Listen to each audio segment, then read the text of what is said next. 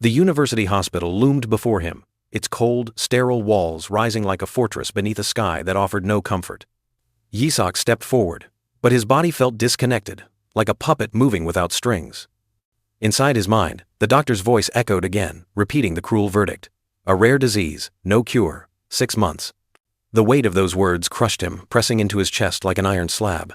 His name, Yisak, had been rewritten by fate, reduced to a fleeting whisper in time. The world around him continued its relentless march. Strangers brushed past, their faces blurred, indifferent. He was already a ghost, drifting along the edges of existence, unseen, unnoticed. The sharp beep of a crossing signal snapped him out of his daze. The sound was a cruel taunt, reminding him of the years he had spent chasing dreams, believing that hard work would eventually reward him. And now, time mocked him. The reward had come too late. Someone shoved him aside, scolding him for standing in the middle of the road. He barely registered it. What did danger matter to a man already sentenced to die? He dropped to his knees, his fingers curling around the crumpled slip of paper in his palm. The lottery ticket, the symbol of a future filled with possibility, now nothing more than a twisted joke. He had won everything, only to lose the one thing that mattered. A choked sob escaped him, then a desperate scream, raw, primal, torn from his soul. He didn't care if anyone heard. He didn't care if the world kept turning without him. He just needed something, anything, to defy fate. His voice shattered the dusk, a plea carved into the air. Someone, anyone, save me. I don't want to die. Consciousness flooded back, but something was terribly wrong. He wasn't himself, at least, not the him he remembered. He was taller now, thinner, and terrifyingly bald. No, not just bald, skeletal. His bony fingers flexed, his hollow eyes scanned the battlefield, and an unsettling realization dawned upon him. He had become something else. Around him lay the grotesque remains of creatures, monsters that had once fought against him. Their bodies sprawled across the ground, defeated, twisted in unnatural angles. But the battle wasn't over yet. The survivors, those last foolish fiends, were closing in. A grin, stretched wide across his bony face, took shape. He didn't just tolerate the slaughter, he loved it. With each swing of his blade, another beast fell. Every strike felt like poetry, every dodge like a dance. They thought they could win? Oh, how he reveled in their naivety. One final creature lunged at him in desperation. He sidestepped smoothly, his skeletal body moving with an eerie grace. The monster didn't even have time to regret its decision before his blade sliced clean through it. And then, silence. The rebellion was done, over, finished. The last of them lay dead before him. He took in the destruction, the sheer scale of his victory. From being a lowly summon, a basic skeleton with barely enough strength to hold a sword, he had risen, transformed, become something greater. An undead lich, a ruler of demonkind. He had led them out of ruin, given them purpose, and in return, they worshipped him. Or, tried to. Izak, all hail King Izak, they chanted with unwavering devotion. He sighed. He was their king, yes, their almighty, fearsome leader. But, my name is Yisak, he muttered under his breath. Not that it mattered. These fools had mangled his name so many times he had long stopped correcting them. The resentment lingered, but greater desires beckoned him forward. He wasn't meant to be trapped in this skeletal prison. He was supposed to be human, flesh, blood, warmth. He turned away, ignoring their praise. He had no interest in their misguided worship. His mission wasn't to rule. It was to reclaim what was lost. To be able to eat again, to feel pain, to truly live. Yisak dropped the monster's head onto the ground. Silence filled the air. They stared at him, stunned, their expressions frozen in shock. None had expected such a swift, brutal victory. But he did not care for their reactions. His goal lay beyond this moment. His journey had led him here, to the divine realm, a celestial court where beings of immense power ruled over existence itself. Towering figures of godly strength sat upon thrones, their eyes full of judgment, their voices laced with arrogance. He could hear them, the sneers, the taunts that echoed through the grand halls. Yisak stepped forward. He had done what they had asked. He had crushed the rebellious factions, silencing those who dared defy their divine authority. His end of the bargain had been fulfilled, and he had come to claim the reward they had promised. Yet as he moved through the court, whispers slithered through the air. He caught them, murmurs of disdain, hints of surprise at how quickly he had succeeded. But more than that, he heard their treachery. They had no intention of keeping their word. They wanted to bind him, to trap him in eternal servitude. The realization did not shake him. He had expected their deception, but that did not mean he would accept it. He stood before them and demanded what was his, the restoration of his humanity, the return of what had been taken from him. They tried to stall. They spoke of another task, another errand to serve their grand design. Their false offers meant nothing to him. A slow, chilling grin spread across his skeletal face, void of warmth but full of warning. They questioned him, his sanity, his boldness. How could he challenge them? How could he dare to defy gods? They did not understand. He was no ordinary being. He was forged from forbidden arts, free from the natural laws that bound the living and the divine alike. He could not be destroyed. Even here, in their sacred realm, he was a danger. If they would not honor their promise, then they would suffer the consequences. They pleaded, grasping for time, for compromise. They attempted to bargain, throwing out hollow words in desperation, but he did not hear them. For their betrayal, he would exact a heavy price, their lives. With a wicked laugh, he unleashed his fury. A storm of dark energy erupted from his being, consuming the divine court in a relentless wave of destruction. The gods screamed, their voices filled with fear and pain. But he only laughed. Their suffering was his triumph. He had waited for this moment, his revenge against those who had betrayed him. Then, something changed. A strange sensation crept through him, dulling his power. His mana, the very source of his strength, was fading. His movements slowed. His body refused to respond. What was this? A voice rang out, smug and confident. It came from above, from the gods who had set this trap. They revealed the cause of his sudden weakness, a holy artifact inscribed with his name. It had the power to immobilize any being.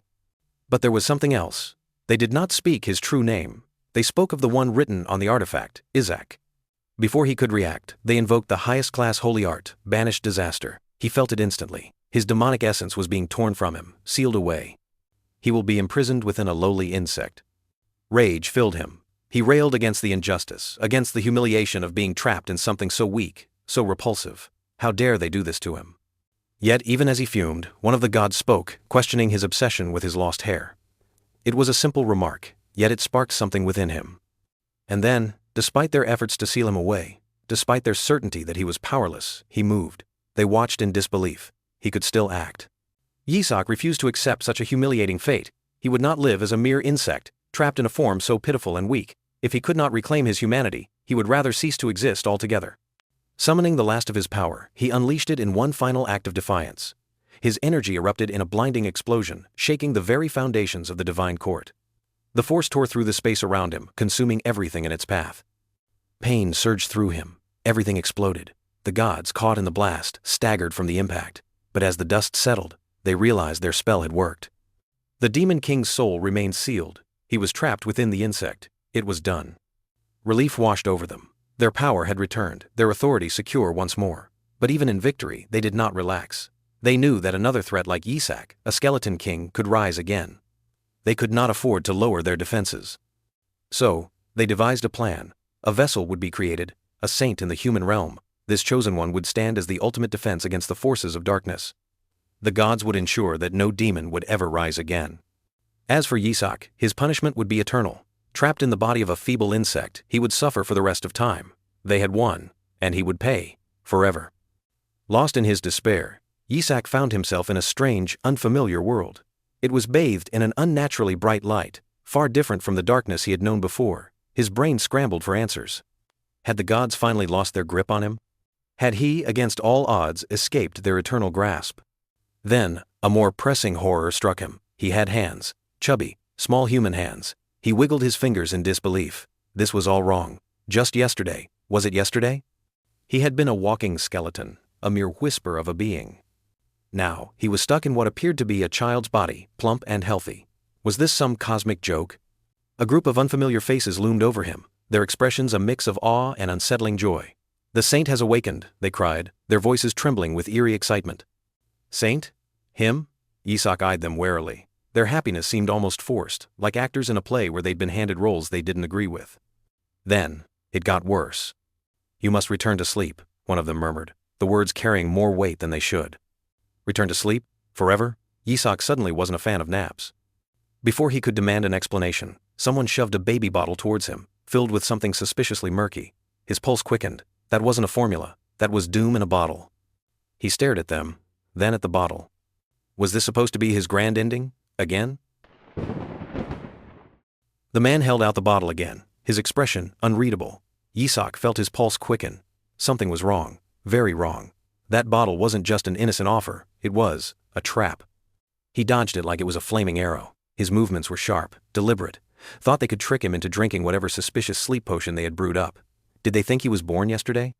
Actually, given recent events, that wasn't entirely inaccurate. He wouldn't drink it. Not now, not ever. They whispered among themselves, baffled. Why was the child refusing? He was supposed to take the bottle, supposed to drink the potion, supposed to fall into their carefully laid plan. But instead, he was standing there like a defiant cat. Yisak, no, wait. Isaac? That's what they called him. The name tickled something deep in his mind. No, that wasn't it. Idzak. Yes, that was his name, or, well, another way to say it. Yisak, Izak. The difference wasn't much, but it had been enough. When they had cast the spell, banished disaster, he hadn't been sealed because they had written his name the wrong way. Classic villain mistake. If only they had triple-checked their magical paperwork. A rookie error. And now? Now he was alive. Reincarnated into a human body. He had escaped.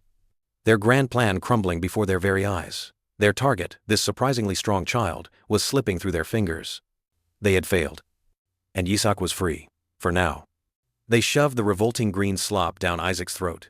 It tasted like betrayal. He tried to resist, but they held him firm, forcing every drop into his mouth. Then, he felt it, a strange sensation creeping through his body. Something unnatural was taking hold. Isaac wasn't sure what was happening, but one thing was clear, this wasn't just any juice. In the grand halls of the Holy Empire Hela, Bishop Martin strutted forward with the confidence of a man who knew something no one else did, or at least thought he did. He dramatically, emphasizing his self-importance as he spoke of a baby, no ordinary infant, but a saint candidate whose time on this earth seemed limited. Then came the emperor himself, Alexander Hela, the man who could silence a room just by existing. His entrance was nothing short of cinematic. If power could take physical form, it would probably look like him. The officials greeted him with the kind of nervous reverence one reserves for someone who could. Martin, ever the dedicated bishop, declared his intention to greet the saint candidate of House Yeshua. Protocol and divine duty demanded it, or at least that was the excuse he gave. The emperor waved away the concern with the ease of a man who knew far more than he let on. His gaze was sharp, full of knowing. Was he suspicious? Did he suspect that something had gone terribly wrong? Then chaos struck. A panicked voice rang through the halls, a maid, nearly tripping over herself in her haste. She gasped, eyes wide in horror and disbelief. "The young master," she shrieked. "He's alive, and oddly energetic?" The officials, the emperor, and the ever-smirking Martin rushed to the source of the disruption. And there was the baby, the very saint candidate whose demise had been all but guaranteed. Except now, instead of being pale and frail, he looked downright adorable. Chubby cheeks, sparkling eyes, a vitality that no one could explain. Martin's smile faltered. This wasn't right. This wasn't possible. It was a lot of vegetable juice, more than anyone should consume, but that wasn't the problem. Martin's heart skipped a beat. That wasn't just juice. It was holy poison. A poison that should have turned the child into a tragic prophecy. A few minutes ago, Isaac had been drinking juice when something strange happened. He felt something enter his body. It wasn't just any ordinary sensation. It was like someone had switched on a power supply inside him. The holy poison meant to destroy the sacred energy of the clergy was now flowing through him, but instead of harm, it brought power. Why? Because this poison was crafted from demonic mana. And for a former demon king? Well, this was basically a free lunch. Deep inside him, the Skeleton King, his past self, was practically blushing with joy. This was incredible. He could eat all the baby food he wanted. The child let out gleeful cries, his demands for more of the deadly juice shocking the onlookers. Instead of stopping him, they happily handed over more. Why not? He seemed fine. As he gulped it down, his body absorbed the mana perfectly, as if this entire situation was a cosmic joke. Now, where to go from here? He had to concentrate. He was drifting through the unconscious world, the deepest depths of his being, his source. He needed to form a mana core, a safe place to store the immense energy he was taking in. He began pulling all the mana together, shaping it into something solid. This was necessary. Without a mana core, he couldn't use magic. But there was one pressing problem. Would this thing explode? Usually mana cores came in 3 primary colors. His, however, was a glaring white. That was unexpected. But color wasn't the real concern. How in the world was this much power fitting into a core that wasn't even fully formed yet? This was beyond anything he had anticipated. The power was enormous. Just how much divine and demonic energy had been stuffed into this tiny body? If he grew up properly, he might become an even bigger monster than he had ever imagined. He felt the force surge inside him, a single word rising to the surface: Isaac. He pointed ahead and uttered a single command: survive. That desperate, unyielding instinct was imprinted deep within his soul, and in the end, that became the true beginning of the Skeleton King. With this surge of energy, he was able to craft his own original buffs and skills, things never seen before, and Isaac, the baby, would inherit them, whether the world was ready or not. That was another matter entirely. They stared at him, waiting, wondering. Was this the moment? Had he finally succumbed? Nope, not even close. Isaac was very much alive and thriving, if his energetic wriggling was anything to go by. His chubby hands reached forward, not for comfort or reassurance, but for more bottles, stronger ones. Whatever unholy juice had turned him into this unstoppable force, he wanted more. And then, there it was. That mischievous smile, that laugh, a little too troubling for a baby. The kind of laugh that sent a chill down spines and raised serious questions about what exactly this tiny menace would grow into. Back in the present, everyone let out a breath. Thankfully, nothing terrible had happened. Sure, Isaac had almost been assassinated, but hey, small victories. He was still sitting there, very much not dead. Martin, however, was staring at him, narrowing his eyes in deep suspicion. Why was the kid looking at him like that? Did he know something? Maybe Isaac had guzzled down too much of that juice, holy poison, miracle elixir, whatever it was, but now was not the time for mistakes. He had to play it cool. Suspicion was dangerous, and Isaac couldn't afford to be caught looking too aware of his own survival. No, he had to do what all brilliant schemers did in moments of tension: smile. A big, dumb, baby smile, as innocent as a cherub, completely clueless, as if he had no idea what was going on. But Martin wasn't fooled. His face twisted in frustration, his anger bubbling over as he glared at Isaac. This bastard, he should be dying, coughing up blood. Except Isaac wasn't dying. He wasn't coughing, choking, gasping for air, or dramatically collapsing like Martin expected. No, instead of fading into oblivion like any normal victim of poisoning, Isaac was laughing. A bright, bubbly, joyous laugh. The sheer audacity of it was maddening. Martin's teeth clenched. This child was an absolute menace. A few days earlier, at the grand headquarters of the Holy See, a man, Ray Barrett, a cardinal with a knack for arrogance, scoffed at the idea of a saint running the Holy Empire. He thought the noble families were annoying, throwing around the title of saint for their children like it meant nothing. A bishop assured him that the other saint candidates were being taken care of. Ray Barrett brought up a troubling rumor. People were saying a saint candidate had appeared from House Yeshua, the emperor's closest ally, the emperor's right hand. There was nothing they could do about it. Ray crushed his wineglass in his hand, spilling dark red liquid everywhere. He didn't care.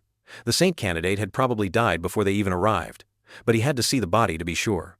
He had acted first to make sure they wouldn't survive. The title of saint could only belong to his House Barrett, and only House Barrett. Martin had been told the baby would be dead, but Isaac was still alive. This wasn't supposed to happen. This was not the plan. The emperor regarded the situation with intrigue, leaned forward, his gaze lingering on the child's radiant platinum blonde hair, a startling resemblance as the Holy Empire's legendary founder. The bishop stepped forward to intervene, but the emperor pressed on, remarking that the child bore an even closer resemblance to divinity than the current pope. Isaac turned his eyes to the emperor. With unwavering certainty, the emperor declared that the child must be the final saint candidate. The revelation struck Isaac. This baby, the one they called saint, was the true candidate. It suddenly made sense. The baby? Of course. That's why everyone kept calling him saint. The emperor's fascination with the child deepened, and the bishop knew he had to act. Martin urgently requested permission to examine the infant, insisting something was amiss. After all, how could a baby possibly consume such an excessive amount of vegetable juice? And yet, wasn't it strange? Saint candidates eating monk food, the demon king himself ending up as a saint candidate? Nothing made sense. It defied reason. Still, Martin was granted permission to inspect the child, at least until someone from House Yeshua arrived. Isaac felt the demonic energy swirling inside him like a bad case of indigestion. Oh no, he burped, loudly. His eyes widened in horror as he snapped his mouth shut. Had anyone noticed? Was he busted? The bishop narrowed his gaze. He had noticed something. He sensed traces of demonic energy coming from the child. How odd. This was no ordinary saint candidate. Was this child a fraud? A fake chosen one bearing manna? The bishop stiffened. This required immediate investigation. Such audacity, to speak of a saint candidate in that manner. Yet, was there any real need for alarm? The Pope had already selected the child from House Barrett, his own bloodline, as the saint. How brazen. The shamelessness. So this was why his motive was to remove the boy from the competition. Martin wasted no time. He ordered the priests to summon an inquisitor. But then, wait. House Yeshua stood as the imperial family's closest ally. The emperor intervened, proposing that the child be re-evaluated at a later time. The bishop frowned. He recalled his conversation with the pope. The investiture ceremony for the crown prince would only happen after the saint selection, a political move. The pope wouldn't officially recognize his own son unless his saint choice was accepted. Was this all part of the Holy See's grand scheme? Isaac had no desire to remain a saint candidate. It was far too dangerous. His true identity was at risk of being exposed. At any moment they could invoke their holy exorcism art to inspect the child. If he were human, he'd remain unharmed. But if he were a demon, extermination would be immediate. He couldn't allow that to happen. He had no choice but to play along. Without hesitation, Isaac struck Martin with a baby bottle. Martin reeled in shock. How could something so simple cause such pain? That light. Was it holy power? The child must truly be the saint. No, it wasn't possible. Yet he could feel it, divine energy radiating from within the child. But this sensation, what was it? It burned. Isaac wasn't about to stop now. He unleashed an onslaught of baby bottles, hurling them at the bishop like divine missiles. Relentless, unstoppable. The bishop staggered back. This was definitely mana. But it wasn't just mana, it was radiant. Brilliant. Almost too powerful to comprehend. Isaac grinned internally. Just a little more, reinforcing the bottle with strengthening magic, preparing for one final strike. He would maintain the facade of an innocent infant while delivering the decisive blow. Surely the bishop must have been marveling at his supposed holy power. What was this? Each time he channeled mana, a faint trace of holy power surfaced alongside it. That wasn't supposed to happen. Mana and holy power were like oil and water, completely incompatible, never meant to coexist. Was this because of that strange white mana core? Something wasn't adding up. The bishop recoiled in horror. He swore on everything sacred. This baby was a heretic. The holy exorcism art must be invoked at once. Isaac narrowed his eyes. You slimy piece of dirt. He hadn't intended to push things this far, but here they were. Then, something caught his attention. Isaac squinted. Oh, you slimy little snake. The bishop was concealing something fascinating. His tiny hands reached forward, diving straight into the bishop's robes. The bishop barely had time to react before Isaac pulled out something very interesting, a totem. The bishop stiffened, stunned by the revelation. This wasn't just any artifact, it was designed to mimic the nature of demons, who consumed the corpses of their own kind to absorb their mana. A sealed high-ranking demon's remains. A totem. The bishop carried it always, a safeguard against demons should he ever cross paths with one. But how? How had this infant uncovered his secret? Panic took hold. The bishop tried to flee. Isaac could hardly believe it. Isaac wasn't about to let him off the hook that easily. With a flick of his wrist he chucked the totem onto the floor, letting it clatter loudly. This was the consequence of Martin's relentless pursuit. With a snap of his fingers, demonic energy surged, chaos erupted. The room filled with screams as a massive demonic beast clawed its way into existence, its presence drowning the air in dark energy. Isaac smirked, crossing his little baby arms. Parry this, you filthy casual. The Emperor's gaze hardened as he leveled his accusation against Bishop Martin Barrett, questioning his sanity for allowing a demon to rampage within the sacred temple walls. The bishop, scrambling for defense, insisted that the baby had thrown the totem, the artifact meant to seal the beast. Yet how had the creature come back to life? The Emperor wasted no time. He commanded all forces to protect the young lord, shielding him from both the wicked demon and the bishop. Martin stood frozen, overwhelmed by shock and confusion. Isaac let out a sinister laugh, his expression sharp with amusement. "Joke's on you, fool," he sneered.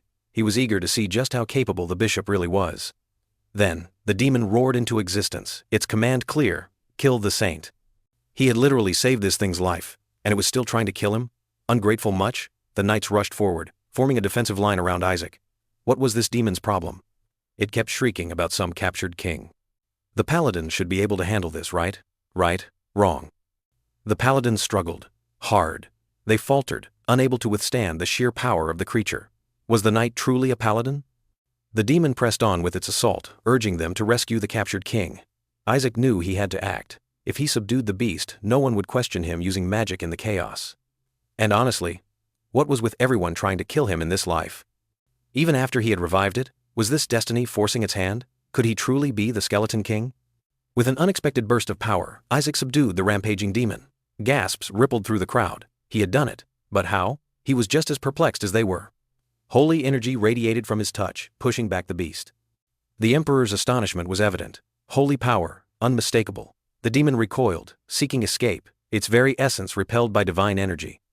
Young Lord Isaac had forced out a greater demon. It was remarkable for someone so young. As expected of him, this had to be holy power. Yet Isaac's thoughts churned with uncertainty. His mana was depleted, so how had he accomplished this? Was his strange body converting mana into holy power? If that were the case, how could he possibly replenish his mana when the Holy Empire lacked it? Martin was seized. He was warned, his actions would not go unpunished. That baby had wielded the power of demonkind, and yet he dared to stand within the Holy Empire? The bishop vowed to prove his suspicions to the emperor, to uncover the child's true identity through an exorcism. That's enough, the emperor declared, his voice cutting through the room with finality. How dare the bishop falsely accuse an innocent saint candidate while unleashing a greater demon before the imperial knights? The emperor would not let this slide, not even for the Holy See. If his suspicions deepened, the infiltrator would soon be exposed, and if that happened, the Holy See itself would be in jeopardy. Responsibility had to be taken, even if it meant death for the bishop. That was why he had to eliminate the saint candidate from House Yeshua. Finally, the bishop revealed his true colors. Did he really believe he could kill Isaac so easily? But, wait, Isaac had no mana left. Martin's wolf-like creature lunged. It was swiftly cut down. Then a voice rang out, strong and unyielding. Who dares lay a hand on the direct lineage of Yeshua? The sound of clashing swords erupted. Blue Faith had arrived, the knights of House Yeshua. At their head stood Riley, the seventh son of House Yeshua. Without hesitation, he ordered the immediate execution of the bishop.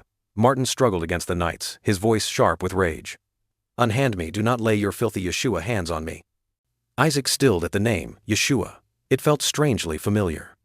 Riley turned to his knights, commanding them to show proper manners. Greetings to the young master of House Yeshua. He bowed before Isaac, offering his apologies for arriving late. Isaac observed them and commented, finally, someone competent. They were better than the Imperial Knights. It isn't much, Riley said, but we brought a small gift. Isaac's thoughts raced. Gold? A gold bar? Surely it had to be gold. No. It was a figurine. A figurine of the Skeleton King being beheaded. Isaac stared at it, horrified. Then they pulled out another one, a depiction of the Skeleton King being burned alive. And yet another, one where the Saintess crushed the Skeleton King beneath her heel. The knights beamed at him, their admiration clear. The young master is adorable. So adorable. Isaac's mind reeled. How was he supposed to survive in a household as utterly insane as this? The knights teased him, delighted with his expression. And to his horror, the young master liked it. He liked it so much that he began to cry. They marveled at the young lord's delight, his cries echoing his joy as he clutched the figurine. How was he supposed to survive in this chaotic family? Isaac recalled the name Yeshua, the saintess who had once come to end him in a past life. The 45 Saintess Yeshua, the 61 as Saint Yeshua, they all carried some form of the name. Not only was he a saint candidate, but he was also part of the saint family. What sins had he committed in his past life to deserve this? Damn these people. Martin accused the house of Yeshua of heresy for bringing a creature into the temple. He was convinced they had smuggled a monstrous creature into the temple, referring to Isaac, of course. What an honor. Yeshua has gone mad, he shouted, practically foaming at the mouth. This will be the end of the Yeshua bloodline. Riley struck Martin down, warning him to be grateful for Yeshua's mercy, for sparing his neck after such foolish words. Isaac mused on Riley's usefulness. Riley had efficiently dispatched Martin simply because he had insulted the family. Did he have the confidence to take on the Holy See? The knights, ever dedicated to their jobs, leaned in and whispered to the young lord, "Best to only hear and see good things, little one." Isaac's memories sharpened. The Blue Faith. They were formidable. His subordinates always panicked when they saw the blue ones. The Skeleton King's neck drop was rumored to be a thing of legend. Isaac briefly considered telling them to stop teasing him about it already. It seemed the emperor owed the child a debt. Alexander asked if they could inform the head of Yeshua that the imperial palace wished to raise the child. His jokes were too much, Riley muttered. Was Isaac being scouted by the imperial palace? The emperor explained the Holy Empire would inevitably target the child, both internally and externally. While Yeshua was powerful, could the present Blue Faith protect the child? Isaac listened. What was he talking about? The emperor continued, especially the pope, who would disapprove. The child's hair color bore significance, symbolizing the ancestors of the Holy Empire, and the Skeleton King seemed to be after him. Isaac squinted. But I am the Skeleton King. Why would I be after myself? Riley apologized to the emperor, insisting that the child, as a Yeshua, must be raised by Yeshua. The pope, the Skeleton King, Yeshua could handle them. If they ever crossed paths with the Skeleton King again, the previous Saintess, Melissa, would be pleased. How could he allow the direct descendant of Saintess Melissa to be taken by the Imperial Palace? Wait, Melissa. The Melissa he fought before entering the Divine Realm, the lunatic Saintess, the hardest opponent. So he was born into the Saintess family, a saint candidate, and now, Melissa's direct descendant. Isaac groaned internally. This kept getting worse. What was a saint, or a saintess? The gods, desperate to defeat the Skeleton King, had crafted their final weapon, a saint, the embodiment of divine will to vanquish evil, a battlefield lion, a wielder of holy light. The Holy Empire's brightest star, the highest-ranking knight. The saintess was so powerful that people believed the Skeleton King's days were numbered. Her abilities rivaled the gods. She had cockroach-tier survival abilities. She self-destructed if necessary. She grew stronger with each generation. She was a goddess of beauty. She lived unnaturally long. But the Skeleton King was merciless. He had never killed a saint, not out of kindness, but because it wasn't worth the hassle. The moment a saint perished, the gods simply sent an updated, more infuriating version. But Melissa, the last saintess, she was terrifying. He had nearly died, and she was his ancestor. Riley smiled. The saints live only to destroy the Skeleton King. Yeshua produces the saintesses and fulfills the will of the gods. They are a proud family. Yeshua has the power to protect this child. He was right. Many saints had been martyred by the Skeleton King. Isaac hadn't slain a single one. There was an unfortunate history here. The Skeleton King, him, had banished a saint once, not because she wasn't strong enough, but because she kept getting lost. Was it his fault she was bad with directions? 5 had died from stress-related illnesses. Maybe they should have visited a healer. Riley assured Isaac, "It's okay. They were grateful you were born. They only wished one thing, that you wouldn't grow up like the terrible Skeleton King." Ah, the irony. Parents he had never known. He regretted being a bad person. The Emperor urged him to reconsider. It had been 150 years since the Skeleton King had been sealed away. Had it really been that long? In that case, Melissa should have died ages ago. She was 50 during their last fight. Then again, considering her sheer willpower, maybe not. Meanwhile, demons had grown stronger. The saint was a vital asset to the Holy Empire, a force to strengthen its power. Isaac himself was significant to the Imperial Palace. Besides, there was no active saint in Yeshua. It had been a year since the saintess gave birth to Isaac and vanished alongside his father. His mother was a saintess. Isaac gasped. Riley responded to the Emperor, "That may be so, but the matriarch still lives. Yeshua will protect the child." All right, let's get all the surprises out now, Isaac thought. Nothing could shock him more than learning his mother was a saint. Dame Melissa was hunting the Skeleton King's subordinates. She would return soon. The matriarch was expecting her grandson. But there was one lingering problem. Melissa was still alive. A woman over 200 years old, fueled by sheer battle instincts. Surely she had some level of regret, some desire to retire? It would take time for her return. Isaac felt off. Was he okay? Would he be fine knowing his greatest enemy still lived? If Melissa discovered the truth, she would smite him instantly. Others might hesitate, but Melissa, she was too dangerous. So, to survive, he would go with them. Isaac clutched Alexander's finger. He wanted to go to the Imperial Palace. But he's just being clingy, Riley scoffed. The Imperial Palace could provide much for the young lord. Yeshua had experience producing saints, but not raising one, a baby saint. This child was destined to be an exorcist knight, a vanquisher of evil. Yeshua had produced the greatest exorcist knights. He was the first ever saint, but the Imperial Palace lacked experience too. Emperor Alexander declared, "The Imperial Palace is better." Riley countered, "He will remain in Yeshua." Alexander and Riley clasped hands. Isaac stuck between them. They were warned to settle down, or risk tearing the young lord in half. Isaac wanted to go to the Imperial Palace. He didn't want to die. And the light tied to survival's essence, it had come from the Emperor all along. His best chance was with the Emperor. He couldn't miss this opportunity. The Emperor praised him. "A wise choice, young lord." Isaac marveled. What was this? Then came Martin, ever the problem. That thing used mana, referring to Isaac. It is clearly a spawn of demons. A cloaked man sneered. "Holy power comes from the gods themselves. Are you claiming the gods gifted their sacred power to a mere demon?" A sword appeared. Martin flinched. It was mana. How had he mistaken it for holy power? The holy city calls that kind of talk. The man struck Martin. Martin shrieked, "Your Eminence." That's blasphemy. The conspirators whispered among themselves, recognizing the Emperor's claim over the child. They would bide their time, waiting for an opportunity within the royal palace. They were certain the child wouldn't survive. Isaac, oblivious to it all, lay peacefully, unaware of the danger, until he suddenly stirred, sensing something was terribly wrong. Isaac had made up his mind. He knew he had to go to Yeshua. No debates, no negotiations, just pure survival instinct. A carriage sped through the roads, its wheels kicking up dust as it raced toward its destination. The conspirators, caught off guard, murmured about the abrupt change in plans. A flashback revealed the cause, a brilliant light bursting forth from Isaac's room just days prior. In that moment, the Emperor had cradled Isaac in his arms, commenting on the sheer intensity of the light. He insisted that Yeshua was no place to raise a child. Riley, however, disagreed, claiming that their house wasn't just a sanctuary for manacores, it was the closest to demons. Isaac pondered whether the origin of survival was shining, their most valued possession. His eyes widened as he realized what they held. The body of the Skeleton King, his former body. How had they come to possess it? Of all the topics to discuss, was this truly the first priority? Testing his ability to communicate, Isaac voiced his unwavering desire to go to Yeshua. Riley, startled but pleased, repeated his name. Meanwhile, Isaac was doing some mental gymnastics. This journey was an opportunity. If Yeshua had his old body, he had a chance to reclaim it, and once he did, he'd be unstoppable. That body had accumulated enough mana to fight against the gods. Yes, following his uncle to Yeshua was, unquestionably, the best move for survival.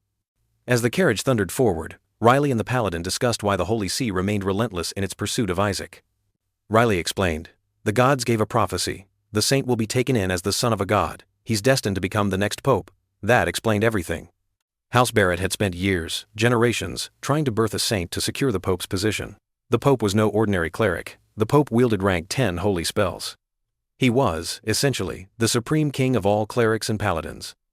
House Barrett had been producing popes for thousands of years, and now, thanks to the prophecy, that position was being handed over to a saint, Isaac. House Barrett was furious, naturally. And they weren't the only ones. Other noble houses had also been scrambling to produce a saint. Upon reaching the mansion, they were met with unexpected resistance. Guards blocked their path, their expressions tense. Though they recognized the crest of House Yeshua, they refused to let them pass. A high-ranking official soon arrived, his presence casting a long shadow. He revealed a chilling truth: they intended to eliminate the child who bore the blood of the saints. Before anyone could react, the guards twisted, contorted, then transformed. They were no longer human, they were demons, and they were attacking. Isaac's mind raced. Could this be the work of a new demon king? The ban on attacking human territories was still in effect. Was it being ignored? The demons snarled, proclaiming their glorious king's command: all saints and saintesses must be killed. A new demon king had indeed emerged, one following the orders of the great skeleton king, Lord Izak. Their mission? Destroy the saint. Isaac froze, bewildered by the revelation. Why was his name spoken among them? What was happening? The demons made their final offer: surrender the child, and their lives would be spared. Riley answered with steel. His blade struck a demon down, but another scoffed at his defiance. Riley, ever the resolute knight of Yeshua, vowed they would not perish so easily, not after hearing such blasphemy. He rallied his troops, his voice booming with conviction. Yeshua would purge this evil. They would chase the demons into the depths of hell, erasing them from existence, including the Skeleton King, who doomed his followers simply to evade mortality. One demon sneered, hurling insults at the Skeleton King. A knight lunged but narrowly missed, apologizing to the young master for his failure. Isaac, thoroughly perplexed, wondered who was impersonating him. A paladin swiftly retreated with Isaac, instructing him to wait. He conjured a formidable barrier, strong enough to withstand even the mightiest demons. But Isaac soon realized the flaw. Nothing inside could escape. He activated his survival origin, unleashing his magic. He needed help. He called upon the Observing One, desperate for an answer. A presence stirred. The entity responded eagerly, its voice ringing through his mind. Isaac exhaled in relief. He had feared the worst. The Observing One introduced itself as Ascension Detection Magic, designed for rapid enemy tracking without disrupting battle. It marveled at Isaac's cunning, congratulating him for stealing the body of a child. Isaac, irritated, brushed off the remark and demanded it focus on locating threats. At once, the Observing One scanned a 100-meter radius. It reported 88 enemies, all demons, yet it assured Isaac none could touch him. Isaac was floored by the sheer number. He braced himself. If necessary, he would burn through every last ounce of mana he had hoarded over the years. This battle would decide everything. The enemy count was plummeting. First 51, then 31, then 13. Riley caught movement. He ordered a defensive formation. The number dwindled, 4 remained. One demon urged his ally to fight, their goal unchanged: kill the saint. The demon roared, "Glory to the Skeleton King." A lich turned against them, striking down another demon. The paladins gasped at the unexpected betrayal. The observing one gleefully reported, "Enemy forces have been eradicated." Isaac blinked. Wait, what? Who's killing them? Then, it detected something else. Then, out of the darkness, a voice thundered, "Who dares to touch my king?" The Shadow Lich had arrived. Isaac, stunned beyond words, struggled to grasp what had just transpired. A Shadow Lich emerged, addressing the infant Isaac as its king and master, its voice laced with reverence and fury. How could anyone dare imprison him within a child's frail body? The Lich's devotion was as twisted as it was absolute. It had been freed long ago, and for that, it had sworn eternal loyalty to Isaac. Unfortunately, eternal loyalty looked a lot like aggressive threats to the paladins, spewing threats in a language they could not understand. Confusion clouded their faces, but Isaac understood. The Lich recognized him as the Skeleton King. The observing one marveled at such unwavering loyalty. Riley immediately ordered his knights to ready themselves, but Isaac halted, warning of the Lich's unexpected arrival. His focus, however, remained on something far more pressing, his food, the concentrated mana source crucial to his survival. The paladin urged patience, promising swift resolution. The Lich reveled in the recognition from its master, while the paladin observed its sinister intent. The Lich took a step closer, its movements deliberate, its gaze locked onto Isaac. It delighted in having caught his attention. The Lich ignored them entirely. It basked in the joy of finally gaining Isaac's attention. Isaac, however, was busy panicking about his mana core. If he didn't break the barrier soon, things would spiral out of control. "Break it," he ordered. The Lich didn't hesitate. It shattered the barrier with terrifying ease. The paladins took a collective step back. Did it just? They recognized the technique. Totemization. Riley, wide-eyed, wondered aloud. Had Isaac just totemized a demon? The paladin holding Isaac confirmed his astonishment. They debated the nature of the phenomenon, convinced Isaac had used a holy art reserved for saints and cardinals. Isaac, however, denied it. It wasn't holiness, merely mana.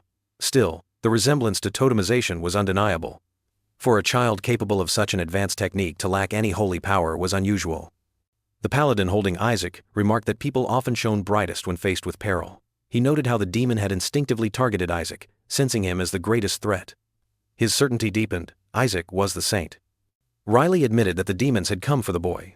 Whether or not he was truly the saint, Isaac was undeniably special. His mind drifted to another thought. Why was Isaac trapped in the body of a child? He began explaining the Skeleton King's curse upon the men of House Yeshua, but his words were cut short. The captain of the Blue stepped forward, declaring his commitment to protecting Isaac, the future of House Yeshua. The perspective shifted. Riley was deep in thought. Why had they feared the Skeleton King's curse when this child had the power to elevate Yeshua? The child could elevate Yeshua to new heights. Determined, he scooped Isaac into his arms, promising to teach him well, to raise him into a formidable paladin. But Isaac remained indifferent. His only goal was reclaiming his original body. Riley vowed to find a way to save Isaac, even if his fate was destined to be brief. He swore that Isaac's name would echo across the continent. Isaac stiffened at the mention of his short life. Riley, oblivious, pledged to teach Isaac how to curse the Skeleton King once they returned home. Isaac sighed, exasperated. They arrived at Yeshua Mansion, an extravagant, absurdly wealthy estate. Isaac's eyes widened in disbelief. Compared to his own castle and dwindling resources, this was overwhelming. He lamented how he had always been forced to be frugal to keep his people fed. The observing one agreed, pointing out that selling just a few of the statues here could easily fund 10 new castles. Riley led Isaac through the halls, proudly introducing the Yeshua Mansion, the birthplace of exorcism on the continent. He gestured toward the statues lining the corridors, each depicting warriors battling the Skeleton King. He told Isaac that one day, he too would become like them. Isaac was horrified. The mansion reeked of anti-Skeleton King propaganda, ingrained in the minds of children from birth. He decided, right then and there, that he would join the Holy Empire, make the Emperor his puppet, and rebrand everything as the Isaac Empire. The observing one mocked him for his pettiness. Ignoring the jab, Isaac ordered it to continue scouting. Observing one obediently resumed scanning. They admired the vast collection of mana cores displayed throughout the mansion. Isaac stared in shock. How many demons had been slain to amass such a horde? At last, they reached their destination. Riley instructed his attendants to prepare his room, intending for Isaac to stay with him, but he was met with resistance. Orders had come down. Isaac was to be taken to the annex. Riley bristled with anger. The fifth young master had decreed that Isaac was forbidden from entering the main building. Why should the boy be sent to the cursed wing, where people perished? He recognized the truth. This was nothing but petty family politics. Isaac, unbothered, dismissed the matter. Why stay in the annex when he could reside in the grand mansion? The observing one noted that the mana cores were concentrated in the annex. Riley refused to let his nephew be relegated to a ghost house. He ordered the guards to stand aside. He swore he would read Isaac bedtime stories, tales of saints battling the Skeleton King, and teach him exorcism spells designed to eradicate the foul creature. Isaac paled at the idea of being exorcised. A sudden interruption shattered the tense moment. The fifth son of House Yeshua, Joey, had arrived. His voice rang with authority. He had commanded that the child be sent to the annex. He leveled a sharp glare at Riley, demanding an explanation for his insubordination. Isaac took one look at him and muttered under his breath, "Thug." Joey commands Riley to put Isaac down and send him to the annex, as if it were some abyss of doom. Riley, stunned, challenges the order, questioning whether Joey is truly serious about banishing a direct descendant of House Yeshua. Isaac, unimpressed, silently concludes that this fool, Joey, simply doesn't want him in the house. Isaac demands to be released, insisting he'd rather go to the annex than endure a reading of the exorcism ritual of the Skeleton King. Joey ridicules the paladin for bringing in someone filthier than the Skeleton King himself, ranting about bloodlines. Isaac, bewildered, wonders if this cleric is merely a thug before deciding to ignore him entirely and head to the annex, intent on draining the mana core before anyone could bother him further. Riley, however, perceives a deeper scheme, an attempt to brand Isaac as cursed and strip him of his place in the succession race. The realization startles Isaac. He hadn't thought about that. Maybe House Yeshua was more valuable than he'd realized. If he truly wanted revenge against the gods, rising to saint and eventually pope was necessary. Riley, meanwhile, was getting accused of conspiring against him. Apparently, demon sightings had fueled the rumors of Isaac's alleged curse. A paladin defends Isaac, asserting that he exorcised the demons and wields the holy power of a saint. Joey scoffs, challenging them to have Isaac prove his worth if they truly believe in his divinity. Observing one casually suggests summoning a meteor, prompting an exasperated Isaac to shut the idea down. Unfazed, Joey presents a test. Isaac must revive the sacred symbol of the house, a divine tree that withered after being tainted by demonic essence. If Isaac is a genuine saint candidate, restoring it should be effortless.